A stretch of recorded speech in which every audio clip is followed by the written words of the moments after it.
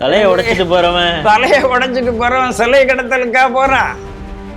சிலையை கடத்துறவன்னா மொத்தமாக தான் தூக்கிட்டு போறான். அப்போ காவல்துறை க்ளூலெஸ்ஸாக இருந்தா பரவாயில்ல, வேணுமென்றே காவல்துறை கன்ஃபியூஸ் பண்ணிக்கிறது. அப்போ சிலை கடத்துறவன்னு சொன்னா அந்த இடத்துல நீங்க சஸ்பெக்ட்ல மாற்று மதத்தவர் வரவே மாட்டார்கள். நீங்க வேற ஏதோ விசாரிப்பீங்க. ஆனா உழைக்கிறாங்க போது இந்த இடத்துல யாரெல்லாம் வரலாம்? இந்த இடத்துல தீக்காக்காரர்கள் வரலாம், இந்த இடத்துல ஜிகாத்திகள் வரலாம், எவாஞ்சலிஸ்ட் வரலாம், யாருனாலும் வரலாம். அப்போ காவல்துறையே இந்த கேஸை ஒரு கேஸ் இல்லாம சுருக்கத்துக்கு முதல்லயே பார்க்குதுன்னு தான் அர்த்தம். எதுக்கு டைம் கொடுக்கலாம் அப்படின்னு சொன்னால், பாலிசி மேக்கிங்கில், மற்றதில், நிதிகளை சரி செய்யறதுல, அவங்க சொன்ன திட்டத்தை கொண்டு வர்றதுல, இதுக்கெல்லாம் நீங்கள் ஒரு ஆட்சிக்கு டைம் கொடுக்கலாம். சட்டம் ஒழுங்குக்கெல்லாம் 6 மாதம் டைம் கொடுத்து நான் இந்த ஆட்சி என்ன சொன்னாலும் வாயை குத்திட்டு இருப்பேன் யாராவது ஒரு ஐபிஎஸ் ஆஃபீஸரே சொன்னால் கூட அது கேலித்தனமான அர்த்தம் தான். பத்திரிகையிலேயே கூட இதுக்கு எங்களுக்கும் சம்பந்தம் இல்லை என்று கொடுத்துருக்கலாம். அப்போ அடுத்தாப்புல யார் வாரா? அடுத்த ரேங்கில் அவர்கள் உடனே தங்களுடைய வருத்தத்தை பதிவு செய்திருக்க வேண்டும். இல்லை கோர்ட்டில் ஆஜராகி இல்லை அன்இன்டென்ஷனல் அப்படின்னு சொல்லி ஏதாவது மன்னிப்பு கேட்டு இருக்க வேண்டும். ஆனால் இவங்களுக்கெல்லாம் என்ன தைரியம்னா, ஆர்எஸ்எஸ் கேஸ் தானே, ஆர்எஸ்எஸ் எல்லாம் ஒன்றும் பண்ணாது, ஆர்எஸ்எஸ் வாழ்க்கையில் கேஸை போடாதுங்க. அவர் தண்டபாணி அங்கே திருப்பூர் மாவட்டத்தினுடைய ஆர்எஸ்எஸ் இயக்கத்தில் பிரச்சார பிரமுக் என்று சொல்லுவார். நீங்கள் ஒன்று புரிஞ்சுக்கணும், ஜேசிடி பிரபாகர் முதல்ல அவர் சபாநாயகராக பொறுப்பெடுக்கும் போது பேசினதுலேருந்து இன்று வரைக்கும் அவர் தன்னை கிறிஸ்தவர் என்று சொல்லுவதில் அவருக்கு எந்த தயக்கமும் இல்லை. நமக்கு அதில் ஒன்றும் ஆட்சேபனை இல்லை. நேற்று மரிய செல்வம் கூட வளரி இருக்கார். அதாவது நீ ஏன்டா ஒழுங்காக இங்கிலீஷ் பேசுகிற, தமிழ் ஏன் ஒழுங்காக பேசலைன்னா, எனக்கு நான் ஒரு கிறிஸ்தவன் கிறிஸ்டியன், எனக்கு ஒரு மொழி கற்றுக் கொடுக்கப்பட்டிருக்குன்னா அவர் எந்த மொழியை சொல்கிறாருன்னு எனக்கு புரியலை. அப்போ இங்கிலீஷ் தான் அவருடைய தாய்மொழின்னு கிறிஸ்தவன் சொல்லியிருக்கான்னு எனக்கு புரியலை. நிறைய நீங்கள் அந்த அகதிகள் முகாமில் போய் பார்த்துட்டு வந்தால் அதனுடைய உண்மையெல்லாம் உங்களுக்கு புரியும். ஆகையினால அவர்களுக்கு என்ன, தங்களுடைய தாய் நாட்டுக்கு போக வேண்டும்ங்கிற எண்ணம் இருந்து கொண்டே இருக்கிறது. அந்த எண்ணத்தை நீங்கள் தடை போடக்கூடாது. அந்த எண்ணத்தை நீங்கள் ஊக்குவித்து அவர்களை அனுப்ப வேண்டும். அதை நீங்கள் பண்ணியிருக்கோம். நம்ம விஷயத்தில் ஒரு தவறு இருந்தது. தமிழ்நாடு அரசு என்பது அப்படியெல்லாம் அவர்களை வெளியில் 1000 பேசினாலும் அகதிகள் அப்படி பார்க்கலைங்கிற ஒரு உண்மையும் இருந்தது. அதனால் இதையெல்லாம் வைத்து பார்க்கும்போது இன்றைக்கு இது 2 நாடுகளுக்கு இடையே கிடைத்த உறவுகள் கிடைத்த வெற்றி என்று நான் பார்க்கிறேன்.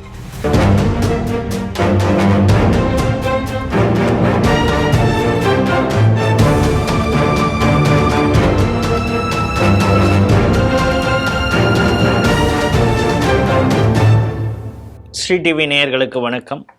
இன்றைய செய்திகள் சிந்தனைகள் நிகழ்ச்சிக்கு உங்களை வரவேற்கிறோம். முதலில் இன்றைய முக்கிய செய்திகளை பார்ப்போம். அம்பாசமுத்திரம் சுவாமி விக்கிரகங்கள் உடைப்பு நேரில் பார்வையிட்ட விபி ஜெயக்குமார். பள்ளியில் ஆசிரியர்கள் முன்பே ஓட சக மாணவனை உதை. போதைப்பொருள் குறித்து புகார் அளித்த கல்லூரி மாணவன் படுகொலை. RSS மீது அவதூறு கருத்துக்களை வெளியிட்ட குமுதம் ஆசிரியருக்கு எதிராக பிடிவாரண்ட்.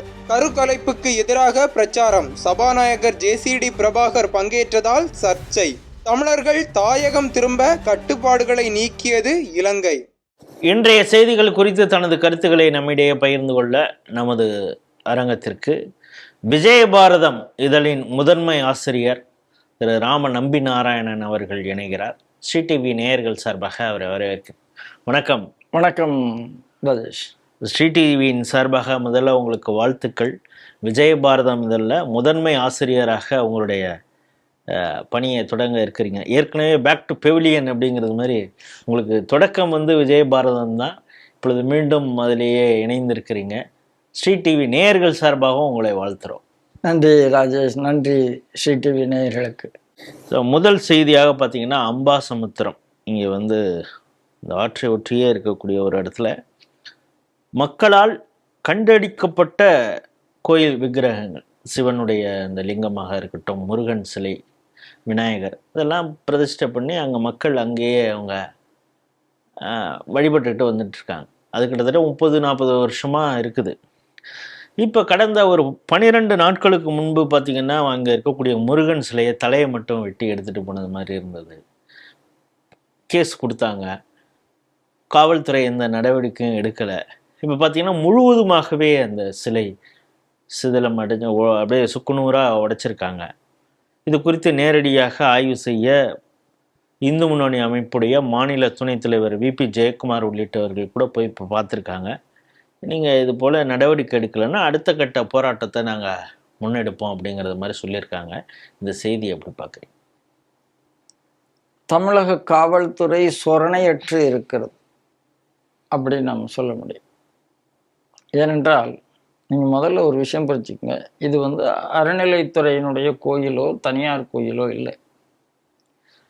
ஆற்றுப்படுகையில் நிறைய இடத்துல கோயில்ல இந்த குளத்தடி பிள்ளையார் மாதிரி ஒரு ஆற்றுப்படுகையில அரசமரத்தடி பிள்ளையார் மாதிரி ஆற்றுப்படுகைங்கிறதுனால அதை நீங்க அப்படி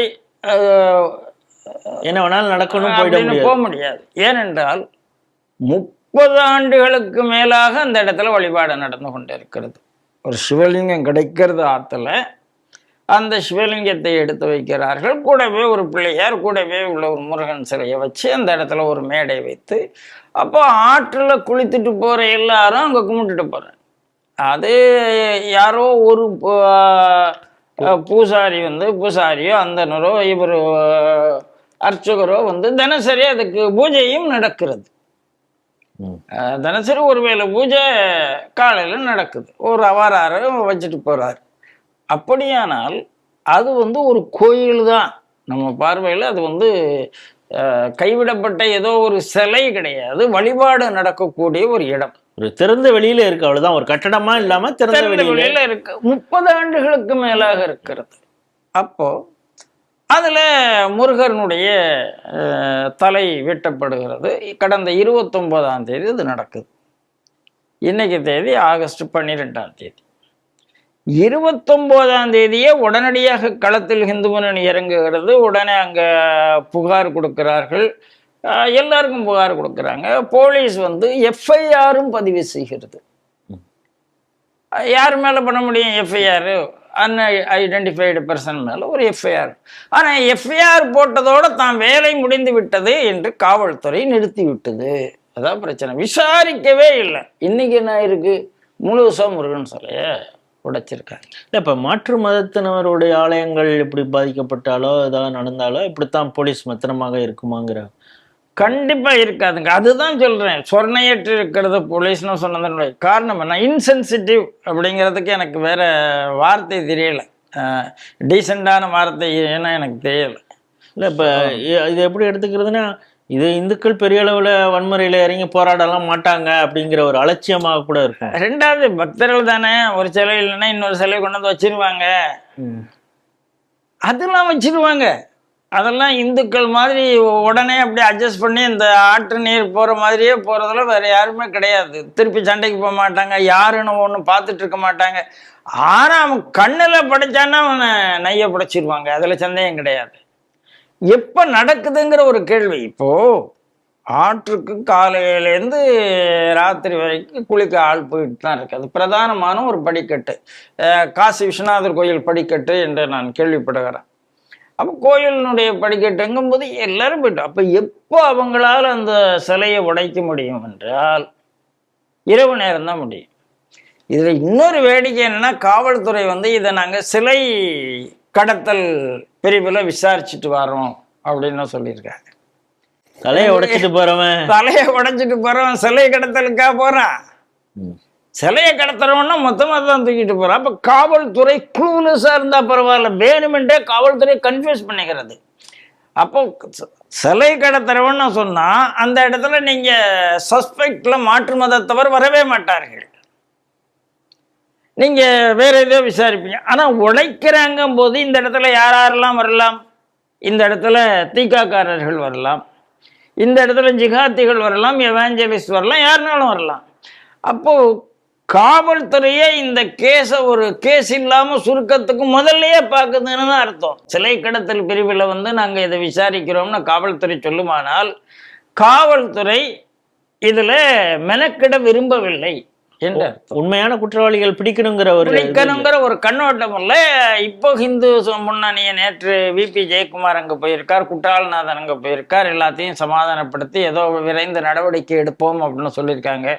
ஆனால் இந்த அரசாங்கத்தை பொறுத்த அளவில், அதாவது முந்தின திமுக இப்ப இருக்கிற தாவேக, இந்த அரசாங்கத்தை பொறுத்தளவில் திமுக அளவுக்கு இது இந்து விரோத அரசாக இருக்கிறதான்னு கேட்டால் வெளியில அப்படி ஒன்றும் தெரியல.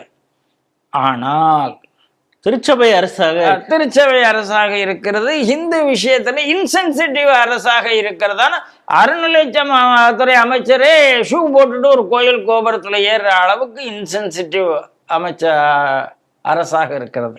ஆதீனங்களை ஜியர்களை எல்லாம் ஆன்லைன்ல கூப்பிடுறாரு மீட்டிங்க்கு. ஆமா, அவ்வளவு பிஸியா இருக்காரு அவரு. அதனால இதை விட ஒரு பைத்தியக்காரத்தனமான ஒரு நிர்வாகம் இருக்க முடியாது. ஆகவே இது காவல்துறைக்கு மட்டும் கண்டனம் சொல்வதற்கில்லை, அரசாங்கத்தையும் சேர்த்து தான் இந்த விஷயத்துல கண்டிக்க வேண்டும் என்று நான் நினைக்கிறேன். இன்று காலை சமூக வலைதளங்க கணக்கில் யாராவது போய் பார்த்தாங்கன்னா உங்களுக்கு ஃபஸ்ட்டு அந்த நோட்டிஃபிகேஷனில் வருதே நியூஸ் சேனல்ஸோட 2-3 வீடியோக்கள் வருகிறது. ஒன்று அந்த சேனல்ஸோட வீடியோ வருது, அதை குறித்து பகிர்ந்தவர்களுடைய இது நமக்கு நோட்டிஃபிகேஷனாக நிறையா வருது. என்ன அப்படி 2 வீடியோ அப்படின்னா, ஒன்று ஒரு அரசு பள்ளி, அதை பார்த்தாலே அந்த யூனிஃபார்ம் பார்த்தாலும் தெரியுது அது ஒரு அரசு பள்ளி மாதிரி. 2 பெண் ஆசிரியைகள், 2 ஆண் ஆசிரியர்கள், அவங்கெல்லாம் போய் ஒரு மாணவன்கிட்ட கெஞ்சுறாங்க. என்னன்னா இன்னொரு மாணவனை போட்டு கொடுத்தானா, என்ன விஷயம் என்ன அப்படிங்கிறது எனக்கு தெரியல, முழு வீடியோ அதில் இல்லை. ஆனால் அவன் சும்மா ஒரு சாதாரணமாக நிற்கிறான், ஐடியலாக அப்படியே நிற்கிறான். ஆனால் அவனை ஏதோ பாக்ஸிங் இது பண்ணுறது மாதிரி அந்த பையன் குத்துறான். அப்புறம் அவனை அடி வாங்கிய மாணவரை காப்பாற்றுறதுல தான் ஆசிரியர்கள் இருக்காங்க. இவனை கண்டிக்க தயாராக இல்லை, அடி வாங்கக்கூடிய மாணவனை காப்பாற்றுற அந்த ஒரு இதில் இருக்கான். அப்படி இருந்தாலும் அவர்களையும் மீறி பாஞ்சு உதைக்கிறான். அதுக்கப்புறம் அங்கே இருக்கக்கூடிய கதவுகளை எல்லாம் எட்டி உதைக்கிறான். ஆனால் அந்த ஆசிரியர்களுடைய நிலைமையை பார்த்தா பாவமாக இருக்குது. அவங்க அப்படியே அவன்கிட்ட கெஞ்சுறாங்க. அவன் ஒரு நல்ல மனநிலையில் இருக்கிறவன் மாதிரி அந்த மாணவனை தெரியல. இது ஒரு வீடியோ. இன்னொரு வீடியோ, பெற்ற தாய் தகப்பனார் கதறாங்க. என்ன அப்படின்னா, கோயம்புத்தூர் அருகே இருக்கக்கூடிய ஒரு தனியார் கல்லூரி, அந்த கல்லூரியில் போதை நடமாட்டம் இருக்கிறது, இதை யாரெல்லாம் பண்ணியிருப்பாங்க அப்படிங்கிறது மாதிரி ஒரு புகார் அளித்த ஒரு மாணவனை வெட்டி படுகொலை செய்திருக்கிறார்கள். எங்கள் பையன் அப்படி போயிட்டான் அப்படின்னு சொல்லி அவங்க கதறக்கூடிய ஒரு வீடியோ. இந்த 2 வீடியோ நீங்களும் பார்த்துருப்பீங்க. இதை எப்படி பார்க்குறீங்க? இந்த ஆட்சியில் நாம் திமுக ஆட்சியை விட்டுறணும், நேரடியாக சொல்ல வேண்டும். ஏன்றால் இந்த ஆட்சிக்கு 6 மாதம் 1 வருஷத்துலாம் டைம் கொடுக்க முடியாது. எதுக்கு டைம் கொடுக்கலாம் அப்படின்னு சொன்னால், பாலிசி மேக்கிங்கில், மற்றதில், நிதிகளை சரி செய்யறதுல, அவங்க சொன்ன திட்டத்தை கொண்டு வர்றதுல, இதுக்கெல்லாம் நீங்கள் ஒரு ஆட்சிக்கு டைம் கொடுக்கலாம். சட்டம் ஒழுங்குக்கெல்லாம் 6 மாதம் டைம் கொடுத்து நான் இந்த ஆட்சி என்ன சொன்னாலும் வாயை புத்திட்டு இருப்பேன் யாராவது ஒரு ஐபிஎஸ் ஆஃபீஸரே சொன்னால் கூட அது கேலித்தனமான அர்த்தம் தான். ஏன்னா அதை நாம் இங்கே சொல்லித்தான் ஆகணும். அப்போ என்ன அர்த்தம்னா, இந்த ஆட்சியில் பள்ளி வளாகங்கள் பாதுகாப்பாக இருக்கின்றனவா என்று கேட்டால் இல்லை, ஏற்கனவே இல்லை. இன்னும் மோசமாக போயிருக்கிறது. நீங்கள் சொல்கிற அந்த வீடியோவில் அந்த பையன் கொஞ்சம் நல்லா டாலாக இருக்கான், அவன் அடிக்கிற பையன் சின்ன பையனாக இருக்கான், அடித்த உடனே அங்கே ஒரு ஆசிரியை போய் அவனை இது பண்ணுறாங்க, அந்த ஆசிரியை மீறி போகிறான். அப்புறம் ஒரு ஆசிரியர் தடுக்கிறாரு, அவரை மீறி போகிறான். அதுக்கப்புறம் தடுத்துட்டு இந்த பையனை சொல்கிறாங்க, அடி வாங்கின பையன். அவன் போன உடனே திருப்பி இந்த ஆசிரியரை மீறி போய் போகிறவன் முதுகில் ஒரு மிதிக்கிறான், அவன் கீழே விழுறான். இவ்வளவும் காட்சியாகுது. ஒரு ஆசிரியர்கள் சொல்லி கீழ்ப்படியாத ஒரு மாணவன் இதே எங்கள் காலத்தில் இல்லை உங்கள் காலத்தில் இருந்தால், அந்த மாணவனை அந்த வாத்தியார் சப்புன்னு ஒரு அடி உட்காருன்னு இருப்பார்.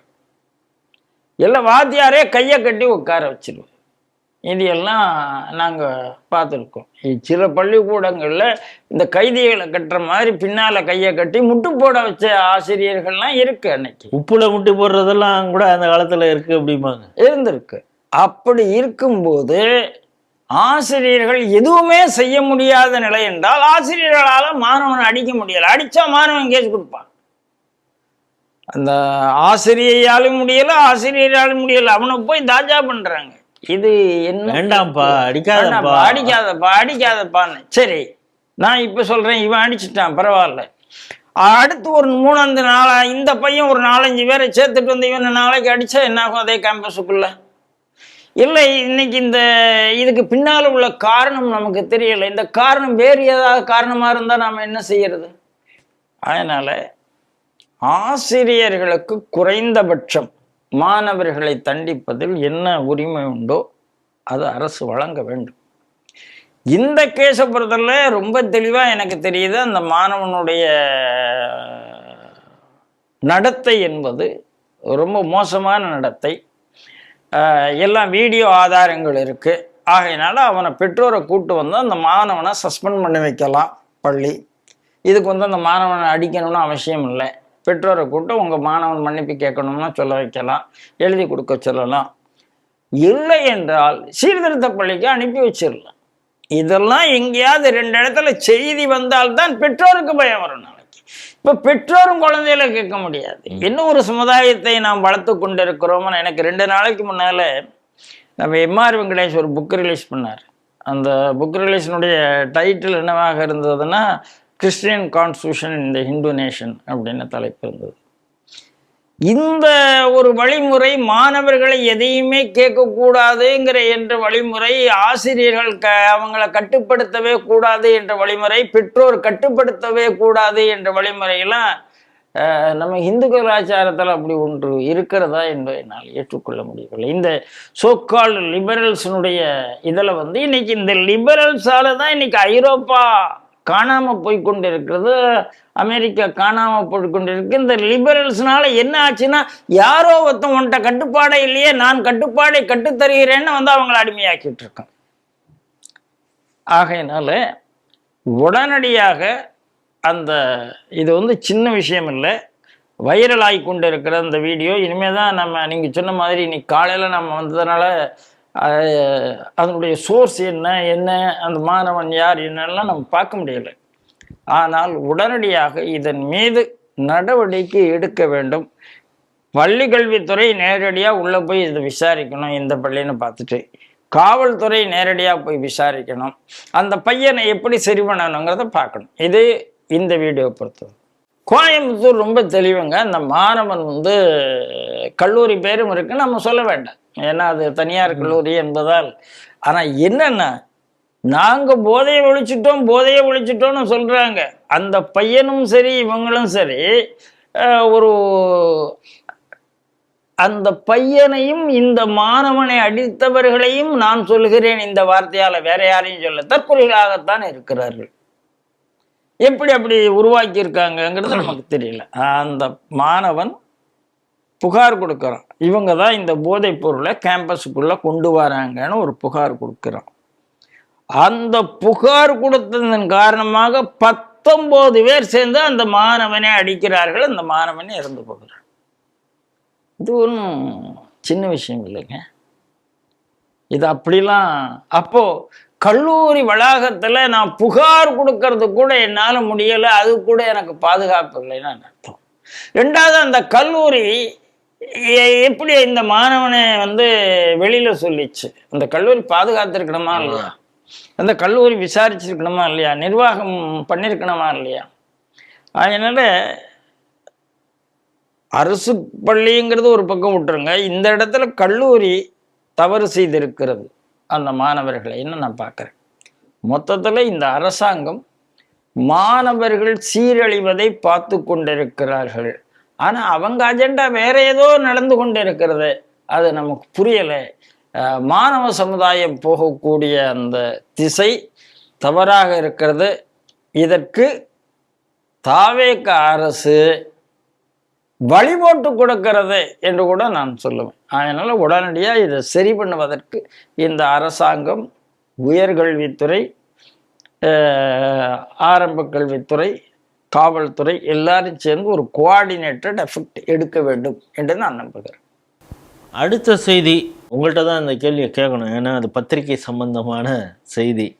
குமுதம் வருது. குமுதம் வந்து அரசியல் ஒரு வார இதழாக வாரத்துக்கு 2 வருதுன்னு நினைக்கிறேன். அது குமுதம் ரிப்போர்ட்டர்.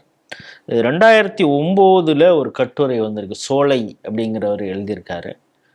ஆர்எஸ்எஸ் குறித்தும் பாஜக குறித்தும். பாஜக ஒரு அரசியல் கட்சி குறித்து சொல்கிறத கூட ஏதோ போகிற போக்கில் சொல்கிறாங்க, அதை அந்த கட்சி எதிர்கொள்ளும். ஆனால் ஆர்எஸ்எஸ் அமைப்பை வந்து ஆப்கானில் இப்பொழுது பயங்கரவாதி தீவிரவாதத்தின் மூலம் ஆட்சியை பிடித்த தாலிபான் போல இங்கே ஆர்எஸ்எஸ்.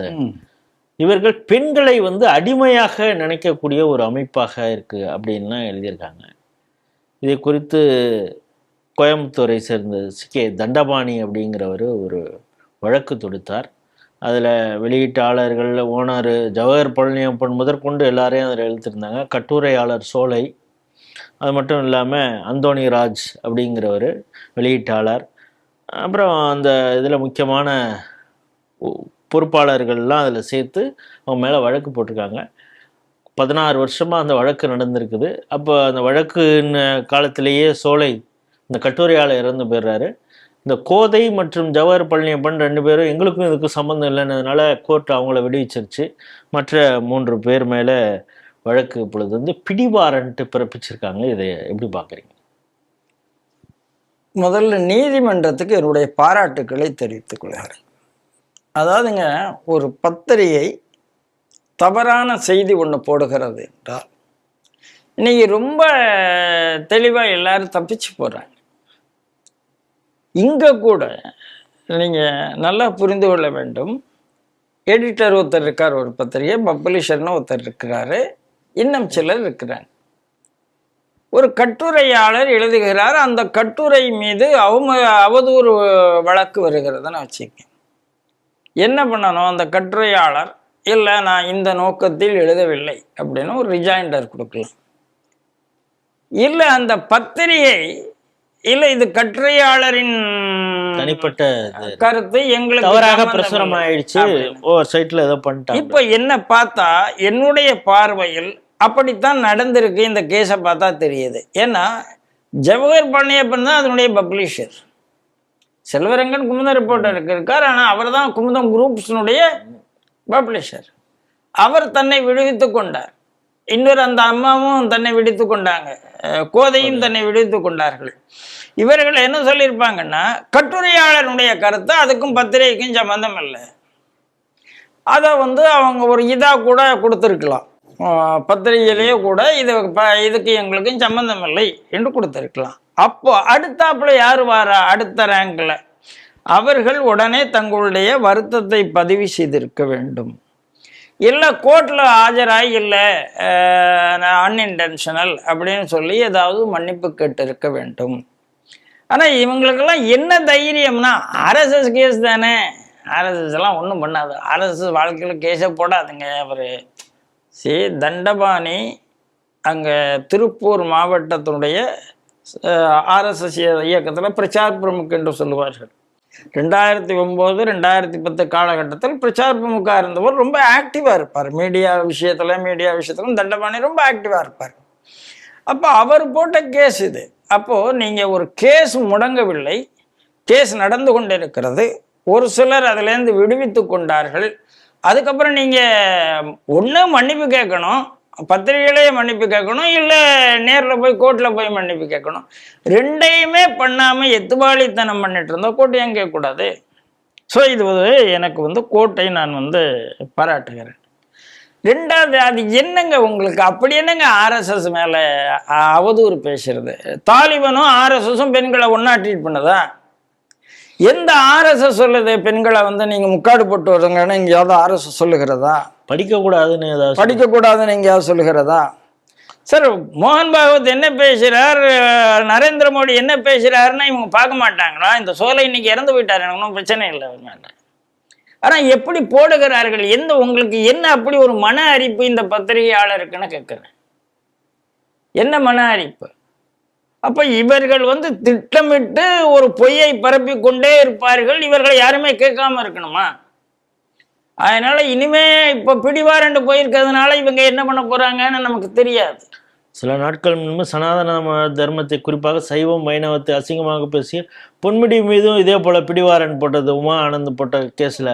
ஆமா, இப்போ ஆகவே நம்ம ஆட்கள் யார் சஸ்டெயினா அங்கே நின்று வழக்கு தொடுப்பவர்களுக்கு இப்பொழுது நீதிமன்றம் கொஞ்சம் கொஞ்சமாக நியாயம் கொடுக்கவும் ஆரம்பிச்சிருக்குங்கிற சமயம். எல்லா வழக்கையும் இப்ப எடுக்க ஆரம்பித்திருக்கிறார்கள். அதாவது இந்த பத்திரிகையாளர் மூலமா, இந்த அரசியல் கட்சி மூலமா பெண்டிங், அதாவது திமுக அரசாங்கம் இந்த வழக்குகள் எல்லாம் உள்ளதுக்கு போட்ட இதெல்லாம் எடுக்கக்கூடாதுன்னு முடிவு பண்ணி வச்சிருக்கு. அந்த அரசாங்கத்தில் இந்த மாதிரி வழக்குகளுக்கு முக்கியத்துவமே இல்லாமல் இருந்தது. இந்த அரசாங்கம் இது அரசாங்கம்னா நேரடியாக அரசாங்கம் சொல்லி நடக்கிறதில்ல, ஆனால் இதெல்லாம் முதல்ல முடின்னு சொல்கிற ஒரு ஜுடிஷியரினுடைய ஆக்டிவிசத்தினால் இது நடந்து கொண்டு இருக்கிறதாக நான் பார்க்கிறேன். உண்மையிலே இதை பாராட்டக்கூடியது. எனக்கு இன்னொரு விஷயம் என்னன்னா, நான் சகோதரர் தண்டபாணியை நான் ரொம்ப பாராட்டுகிறேன். ஏன்னா நிறைய பேர் என்ன சொல்லுங்க, நீங்கள் கேஸு போடுங்க, இயக்கம் கேஸு போடுவோம், நம்ம பார்த்துக்கலாம். அவர் மெனக்கிட்டு போட்டிருக்காரு பார்த்தீங்களா, அதை ஃபாலோ அப்பும் பண்ணியிருக்காங்க. அதுதான் என்னுடைய வெற்றி. தண்டபாணி நண்பர் சகோதரர் தண்டபாணிக்கு என்னுடைய வாழ்த்துக்கள். இந்த கேஸில் அவர் என்ன பண்ணுமோ இவங்களுக்கு பனிஷ்மெண்ட் வாங்கி கொடுப்பார் என்று நான் நம்புகிறேன். மீண்டும் ஒரு சர்ச்சையில் சிக்கி இருக்கிறார் சபாநாயகர் ஜேசிடி பிரபாகர். ஒரு சபாநாயகரா இல்லை அவர் பாதிரியா பாஸ்டரா ஏதாவது போப்பு மாதிரி ஏதாவது ஒரு சபையை நடத்துகிறாரா அப்படிங்கிறது மாதிரி எல்லாரும் கேட்க ஆரம்பிச்சிட்டாங்க. என்ன இப்போ சர்ச்சை அப்படின்னா, ஒரு தனியார் கல்லூரியில் கருக்கலைப்பு விழிப்புணர்வு ஒரு பேரணியை நடத்தியிருக்காங்க. இது கத்தோலிக்க திருச்சபை சார்பில் நடந்திருக்குது. கல்வி வளாகத்தில் மதம் அரசியல் கூடாதுன்னு சொல்லியிருக்காங்க. ஆனால் கத்தோலிக்க திருச்சபை சார்பாக தான் இந்த கல்லூரியிலே இந்த பேரணி நடந்திருக்குங்கிறத பார்க்குறோம். அந்த விழிப்புணர்வு பிரச்சாரத்தில் பல வாசகங்கள் என்னென்னா, கருக்குலைப்பு என்பது பாவம் அப்படின்லாம் சொல்லி பிளக்கார்டு வச்சுருக்காங்க. இதை குறித்து பலரும் இப்போ கேள்வி எழுப்ப ஆரம்பிச்சிருக்காங்க. இதை எப்படி பார்க்குறீங்க? அதாவது காலத்தால் நிறைய மாற்றம் கொண்டே இருக்கிறது. நீங்கள் எந்த ஏரியாவில் இருக்கீங்கன்னு எனக்கு புரியவில்லை. இந்தியாவில் கத்தோலிகர்கள் கருக்கலைப்பு பாவம் என்று நீங்கள் பேசுகிறதா இருந்தால் அது விவிலியத்தில் இருக்கிறது, பைபிளில் இருக்கிறது என்று ஏற்றுக்கொள்வதாக இருந்தால், ரெஸ்ட் ஆஃப் நேஷன்ஸில் என்ன, உலக நாடுகளில் என்ன இருக்கு? அவர்களெல்லாம் இந்த பெண் உரிமை என்பதை எங்கேருந்து வந்தது? இந்த கேள்விக்கு எனக்கு பதில் சொல்லுங்க. அதுவும் யார்கிட்டேருந்து வந்ததுன்னு ஒரு கேள்வி இருக்குல்ல. ஆகையினால நீங்க உங்களுடைய மத நம்பிக்கை நீங்க அதை பிரச்சாரம் பண்றது நமக்கு ஒன்றும் ஆட்சேபனை கிடையாது. ஒரு கல்லூரியில போய் பிரச்சாரம் பண்றது ஆட்சேபனை. அதில் யார் கலந்து கொள்கிறார்கள்ங்கிற ஒரு கேள்வி வருது. அதை கூட நான் அவரவர்கள் மத நம்பிக்கை அவரவர்கள் அங்கே உள்ளே போகலாங்கிறதெல்லாம் எனக்கு அதுலேயும் மாட்டுக்கிறது கிடையாது. போனீங்களா வந்தீங்களா அதோட நின்னா எனக்கு அது நீங்கள் ஆஸ் அ சபாநாயகர் நீங்கள் அதில் பார்ட்டிசிபேட் பண்ணி அது வெளியில் வருவது என்றால் அது ஏற்றுக்கொள்ள முடியாது. இப்போ நிறைய ஜட்ஜஸ் இருக்காங்க, நிறைய போலீஸ் ஆஃபீஸர் இருக்காங்க. யாரும் கோயிலுக்கு போகாமலாம் இல்லை, பஜனையில் போய் உட்காராமலாம் இல்லை. நான் இல்லை என்று சொல்லவில்லை, அதுக்காக ஜப கூட்டத்தில் போய் உட்காரதில்லை. நீங்கள் ஒன்று புரிஞ்சுக்கணும், ஜேசிடி பிரபாகர் முதல்ல அவர் சபாநாயகராக பொறுப்படுத்தும் போது பேசினதுலேருந்து இன்ற வரைக்கும் அவர் தன்னை கிறிஸ்தவர் என்று சொல்லுவதில் அவருக்கு எந்த தயக்கமும் இல்லை. நமக்கு அதில் ஒன்றும் ஆட்சேபனை இல்லை. நேற்று மரிய செல்வம் கூட வளரி இருக்கார். அதாவது நீ ஏன்டா ஒழுங்காக இங்கிலீஷ் பேசுகிற, தமிழ் ஏன் ஒழுங்காக பேசலைன்னா, எனக்கு நான் ஒரு கிறிஸ்தவன் கிறிஸ்டியன், எனக்கு ஒரு மொழி கற்றுக் கொடுக்கப்பட்டிருக்குன்னா அவர் எந்த மொழியை சொல்கிறாருன்னு எனக்கு புரியலை. அப்போ இங்கிலீஷ் தான் அவருடைய தாய்மொழின்னு கிறிஸ்தவன் சொல்லியிருக்கான்னு எனக்கு புரியலை. அப்போ ஒவ்வொருத்தரும் மாற்றி பேசுகிறாள். இப்போ ஜேசிடி பிரபாகர் அந்த இடத்துல போய் இருந்து கொண்டு கருக்குலைப்புக்கு எதிராக பேசுகிறார் என்றால், தமிழ்நாட்டில் இருக்கிற இந்த மகளிர் உரிமை சங்கம், இந்த கம்யூனிஸ்ட்லாம் இருக்குல்ல, கம்யூனிஸ்ட் தீகா என்ன சொல்லுது, கருப்பையே வேண்டாம் என்று சொன்ன ஒரு கட்சி, ஒரு இயக்கம், அதை கூட சேர்த்துட்டு இருக்கிற ஒரு குரூப்பாக தான் நீங்கள் இருக்கிறீங்க. அவர்கிட்ட போய் வீரமணிகிட்ட போய் தான் உடனே விஜய் போய் ஆசீர்வாதம் கேட்குறாரு. இல்லை என்று நீங்கள் சொல்லவே முடியாது. இப்போ நமக்கு இதில் என்ன ஒரு கேள்வி வருதுன்னா, சில 13 வயதில் இருக்கக்கூடியவங்க ஏதோ ஒரு ஈர்ப்புனால ஏதோ ஒன்று நடந்துருது, அவங்க தேவையில்லாத ஒரு கருவை தாங்கக்கூடிய ஒரு சூழல் இருக்கிறதுன்னு அது ஒரு சுச்சுவேஷன்.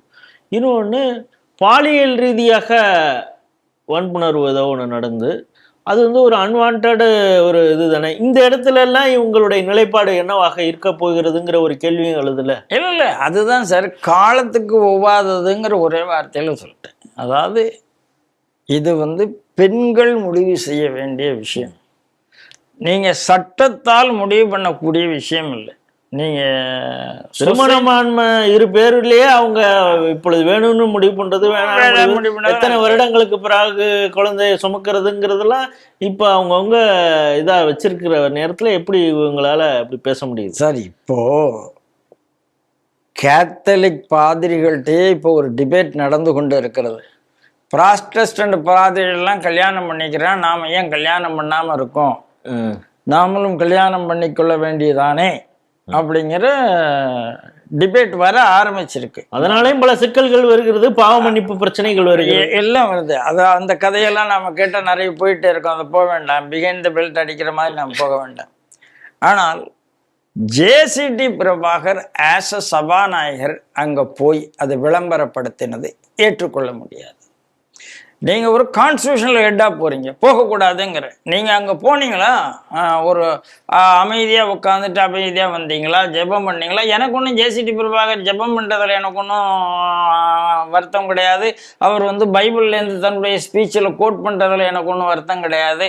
ஆனால் கான்ஸ்டியூஷனுக்கும் மதத்துக்கும் ஒரு கான்ஃப்ளிக்ட் வருது என்று வைத்துக்கொள்வோம். இப்போ பெண்களுக்கான உரிமையை பற்றி நேத்தான் ராகுல் காந்தி பேசியிருக்காரு.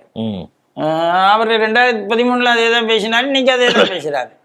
அப்போ conflict between constitution and religion வரும்போது ஜேசிடி பிரபாகர் வர வரைக்கும் அரசியல் அமைப்பு சட்டம் கூட தானே இருக்கணும், மதத்து கூட எப்படி இருக்க முடியும்? ஆகவே அதீதமான ஒரு கிறிஸ்தவ பரப்புரை தாவேகா அரசு வந்த பிறகு நடக்கிறது. அது அரசியல் அமைப்பு சட்டத்தை மீறும் அளவுக்கு நடக்கிறது என்பது நல்லதல்ல. இது கண்டிக்கத்தக்கது. அவர் சபாநாயகருங்கிறதுனால அவர் அனுமதிக்கிறது அப்படின்னு இருந்தால் நாளைக்கு எல்லாரும் இப்போது நேற்று அதே தான் மரிய வில்சன் வந்து அவ்வளோ கோவப்பட்டு மைக்கு கூட தட்டி விடுறாரு. அது இப்போ பல கண்டனங்கள் வந்ததுக்கு பிறகு என்னன்னு தெரியல, இன்னைக்கு அப்படியே பம்புறாரு. நான் அந்த நோக்கத்தில் பேசல, நான் கொஞ்சம் உணர்ச்சி வசப்பட்டு பேசிட்டேன், தப்பாக இருந்தால் எடுத்துக்கோங்க. ஆனால் என்னுடைய தாய்மொழிங்கிறது தமிழ் மட்டும்தான். இல்லை, எந்த தமிழனும் புரிந்து கொள்ள முடியாது என் மொழியைன்னு பேசிட்டு அப்புறம் அப்போ தமிழனுக்கு வந்து இங்கிலீஷ் புரியாதா, இல்லை கிறிஸ்டியானிட்டி புரியாதா? தமிழன் இல்லையா? அவர் ரொம்ப தெளிவாக என்ன சொல்றாருன்னா, நான் பைபிள் படிச்சிருக்கேன், பைபிள் வந்து அன்பை சொல்லி இருக்கிறது, அமைதியை சொல்லி இருக்கிறது, ஆனால் தமிழ் படித்தவங்களுக்கு இதெல்லாம் புரியாது அப்படின்னு சொன்னா என்ன அர்த்தம்? அப்போ பைபிளின் மொழி தமிழ் இல்லை, தமிழர் கிறிஸ்தவர் இல்லைன்னு தானே அர்த்தம். அது மட்டும் சொன்னது இல்லை, அன்பு மொழி என்று சொல்லிவிட்டு மைக்க தட்டுறதுல அவ்வளவு கோவப்படுறதுல எங்க அன்பு வந்தது? அப்புறம் பைபிளே ஒரு ஒழுங்கா படிக்கலையாங்கிற கேள்வி வருது. சார், ஒரு கிணத்துல அடிச்சா ஒரு கிணத்தை காமி, ஒரு மைல் நடந்து போட சொன்னா 5 மைல் கூட போ, சட்டையை கேட்டா துண்டை கேட்டா சட்டையை கலத்தி கொடுன்னு எல்லாத்தையும் சொல்லிட்டு ஒருத்தன் சொன்னா என்னை கேலி செய்வீர்களான்னு மைக்க தட்டி விட்டா அதுதான் அன்பு மதமா? கேலியே செய்யலைங்கிறது தான் உண்மை. கடைசிலையும் அவரும் ஒரு ரிக்வஸ்டா நல்லா கொஞ்சம் தமிழ் பழகிக்கங்கன்னு தானே சொல்றாரு. இது அவர் வந்து அவர் மதத்தை எடுத்த உடனே எல்லா எம்எல்ஏயும் கப்சி போயிட்டாங்களா இல்லையா? அதனால இந்த ஒரு மதத்தை எடுத்து விளையாடக்கூடிய இந்த விளையாட்டை தாவேகா அரசு நிறுத்தி கொள்ள வேண்டும். மதம் என்பது நம்பிக்கை, அதில் எந்த இதுவும் அதை இங்கே தான் வெளிப்படுத்தணும்னு நாங்கள் சொல்லவே இல்லை. தாராளமாக அதனுடைய நல்ல விஷயங்களை எங்கும் பேசலாம். இவர் பேசுகிறாரா, சபாநாயகர் பேசுகிறாரா பைபிள்லேருந்து, ஹிந்து எம்எல்ஏக்கள் பகவத்கீதையிலேருந்து கோட் பண்ணி பேசுங்கிறேன். ஏன் யோசிக்கிறீங்க? பேசணுங்கிறேன் நான். அதில் எந்த தயக்கமும் இருக்கக்கூடாது.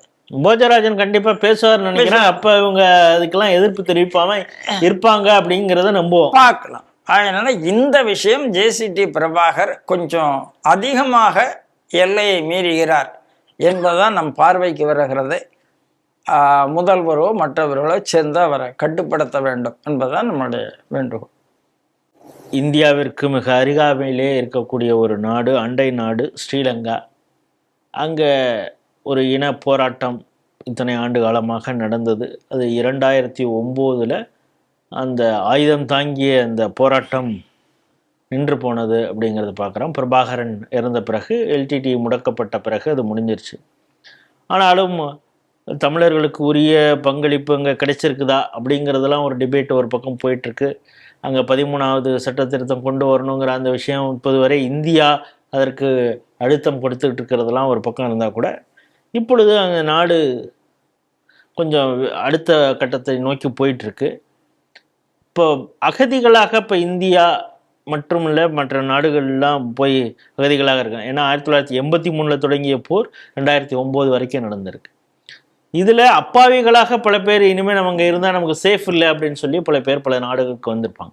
அப்படி வந்தவர்கள் தமிழகத்தில் இந்தியாவில் எங்கேயாவது இருந்தாங்கன்னா அவங்க மீண்டும் இலங்கைக்கே வரலாம், அதற்கு ஏற்பாடுகள் உண்டு அப்படின்னு இந்திய அரசும் இது குறித்து பல முறை வலியுறுத்துக்கு. அதனால தான் இந்த சிஏஏல இங்கே இருக்கக்கூடிய ஸ்ரீலங்கா தமிழ் நீங்கள் குடியுரிமை கொடுக்கணுங்கிறப்ப அதற்கு மத்திய அரசு கொஞ்சம்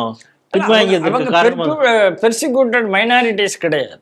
இன்னொன்று, அவங்க சொந்த நாட்டில் இருந்தால் தான் அதற்கான கௌரவம் சுயமரியாதையும் ஒன்று இருக்குது. ஸோ அந்த அடிப்படையில் சொன்னாங்க. இப்போ இருக்கக்கூடிய குடியரசுத் தலைவராக இருக்கக்கூடியவர் அவர் ஒரு முடிவு எடுத்திருக்காங்க, எப்போ வேணாலும் வரலாம். ஆனால் அவங்களுக்கு முன்னால் அரசியல் ரீதியாக கேஸ் ஏதாவது இருக்குதா, பயங்கரவாதத்தில் ஈடுபட்டு அங்கேருந்து தப்பிச்சு வேறு நாட்டில் இருக்காங்களா அப்படிங்கிறத மட்டும் நாங்கள் செக் பண்ணுவோம். மற்றபடி தண்டனைகள் வழங்கப்படாதவர்கள் சாதாரண மக்கள் இருந்தாங்கன்னா அவங்க மீள்குடியமர்த்துவதற்கான வேலைகளும் நாங்கள் தொடங்குவோம், அவங்கள நாங்கள் வரையறுக்கிறோம் அப்படின்னு சொல்லியிருக்காங்க. இந்த திருத்தம் கொண்டு வரதுக்கான ஏற்பாடு நடந்துகிட்டு இருக்கு. ஐநா மூலமாகவும் இதை பண்ணிட்டு இருக்காங்க. இதை எப்படி பார்க்குறீங்க? முதல்ல நம்மளுடைய ஜெய்சங்கருக்கு என்னுடைய பாராட்டுகள். சிஏஏ நீங்கள் சொல்ல மாதிரி சிஏஏ வேற, இது வேற. இவர்கள் அங்கே கௌரவமாக திரும்ப வேண்டும். இதுக்கான விஷயத்தை நாம பேசி பேசி பேசி அந்த சூழ்நிலையை அங்கே கொண்டு வந்திருக்கோம். நம்ம சொந்த நாட்டிலேயே ஜம்மு காஷ்மீர்ல பண்டிட்டுகள் மீள்குடியமர்த்தணும் தானே சொல்லிட்டு இருக்கோம். ரெண்டாவது, அதற்கான சூழ்நிலை இப்போ இலங்கையில் வந்திருக்கிறதா வந்திருக்கு. ஏன்னா அந்த எக்கனாமிக் டவுன்ஃபாலுக்கு அப்புறம் அவங்களுக்கு இந்த லேபர் இன்டென்சிவான வேலைகள் எல்லாம் தேவை என்பதும் மதிக்க வேண்டும் என்பதும் இன்னைக்கு கொஞ்சம், அதாவது சோசியல் தாட் ப்ராசஸும் மாறி இருக்கு, அரசியல் தாட் ப்ராசஸும் மாறி இருக்கு. ரெண்டும் மாறாமல் ஒரு தாட் ப்ராசஸில் இது நடக்க முடியாது. இது ஸ்ரீலங்காவினுடைய விஷயம். நம்ம சைடில் பார்த்தோம்னா இந்த 2002, 2020, 2023 மட்டும் 18,000 பேர், 18,500 பேர் ஏற்கனவே போக ஆரம்பிச்சிருக்கிறாங்க. தமிழ்நாட்டில் இலங்கை அகதிகள் முகாமினுடைய நிலைமையை பார்த்தீங்கன்னா அவங்க ரொம்ப பரிதாபமாக தான் இருக்குது. அவங்களுக்கு அந்த கௌரவம்லாம் வாழக்கூடிய ஒரு வாழ்வாதாரத்தில் ஒரு கௌரவமான வாழ்க்கை அவர்களுக்கு நாம் கொடுத்து விட்டோமான 1000 பேசுகிறாங்க தமிழ்நாடு, அவர்களுக்கு கொடுக்கவில்லை என்பது உண்மை. நிறைய நீங்கள் அந்த அகதிகள் முகாமில் போய் பார்த்துட்டு வந்தால் அதனுடைய உண்மையெல்லாம் உங்களுக்கு புரியும். ஆகையினால அவர்களுக்கு என்ன, தங்களுடைய தாய் நாட்டுக்கு போக வேண்டும்ங்கிற எண்ணம் இருந்து கொண்டே இருக்கிறது. அந்த எண்ணத்தை நீங்கள் தடை போடக்கூடாது, அந்த எண்ணத்தை நீங்கள் ஊக்குவித்து அவர்களை அனுப்ப வேண்டும். அதை இன்னைக்கு பண்ணியிருக்கோம். நம்ம விஷயத்தில் ஒரு தவறு இருந்தது. தமிழ்நாடு அரசு என்பது அப்படிலாம் அவர்களை வெளியில் 1000 பேசினாலும் அகதிகள் அப்படி பார்க்கலைங்கிற ஒரு உண்மையும் இருந்தது. அதனால் இதையெல்லாம் வைத்து பார்க்கும்போது இன்றைக்கு இது 2 நாடுகளுக்கு இடையே கிடைத்த உறவுகள் கிடைத்த வெற்றி என்று நான் பார்க்குறேன். யார் அங்கே போகணுமோ இனிமேல் அவர்களுக்கு எந்த ஆபத்தும் இருக்காது. இவங்க ரொம்ப, அதாவது அவங்களுடைய சிட்டிசன்ஷிப்பை உறுதி பண்ணித்தான் எடுத்துக்கொள்ள போகிறாங்க. இங்கே அவர்கள் அகதிகளாகத்தான் வந்தார்கள், அவர்கள் அகதிகள் தான் என்பது நாம் சர்டிஃபை பண்ணியிருப்போம். அந்த சர்டிஃபிகேஷன் இல்லாமல் அங்கே அவங்க போயிட முடியாது. இது எல்லாம் ஐநாவுடைய பார்வையில்னு ஒரு வார்த்தையும் சொல்லியிருக்காங்க. நடப்பது நல்லது. இதே மாதிரி பங்களாதேஷ்காரர்களும் போக வேண்டும். ஆனால் அவர்களுக்கு ரெக்கார்டே கிடையாது வந்ததுக்கு. அதுதான் இப்போ கல்கத்தா. ரோஹின்யாஸ் வந்திருக்காங்க, அதுதான் இப்போ நடக்குது. ஏன்னா ரெக்கார்டோட வந்தவங்களை அனுப்புறதுங்கிறது ஒரு ப்ராசஸ். இல்லாத வந்தவர்களை இன்னைக்கு இந்த பிரசாந்த் பூஷன் மாதிரி பைத்தியக்காரர்களை பேசிட்டுருங்க, அகதி முகாமில் வச்சு அவங்கள ரெக்கார்டு பண்ணி இவர்களெல்லாம் இல்லை என்பதை தெரிவித்து அதுக்கப்புறம் அந்தந்த நாடுகளை எடுக்க வைப்பது அடுத்த கட்ட வேலையாக இருக்க வேண்டும். இந்த வேளையில் அவர்களை இங்கேயே வை, அவங்களுக்கு இங்கேயே படிப்பு கொடு, அவங்களுக்கு இங்கேயே சோறு போடு அப்படின்னு இந்த கோஷ்டி பேசாமல் இருக்கணும் என்பது தான் இது சொல்லக்கூடிய செய்தி. இந்த செய்தியும் அவர்கள் புரிந்து கொள்வார்கள் பார்க்குறேன். இன்றைய 5 செய்திகள் மிக முக்கியமான செய்திகள். இது குறித்த பல மிக முக்கியமான தகவல்களையும் அது சம்பந்தமான உங்களுடைய புதிய பார்வையையும் ஸ்ரீ டிவி நேயர்களோடு பகிர்ந்து கொண்டு இருக்கீங்க. மீண்டும் வேறொரு நிகழ்ச்சியில் சந்திப்போம். அதுவரை உங்களிடம் விடைபெறுகிறோம். நன்றி, வணக்கம். ஜெய்ஹிந்த். நன்றி. ஜெய்ஹிந்த், ஜெய் ஸ்ரீராம். வந்தே மாதரம். வந்தே மாதரம். ராஜேஷ், ஒரு செய்தி. வந்தே மாதரம் பாடல் முதல் முறையாக நம்மளுடைய சுதந்திர தினத்தில் செங்கோட்டையில் பாடப்பட இருக்கிறது. இங்கே வந்தே மாதரம் சொன்னதுனால இன்னைக்கு மட்டும் நம்ம செய்திகள் சிந்தனைகளில் வந்தே மாதத்துக்கு அப்புறமும் ஒரு செய்தி வந்திருக்கிறது.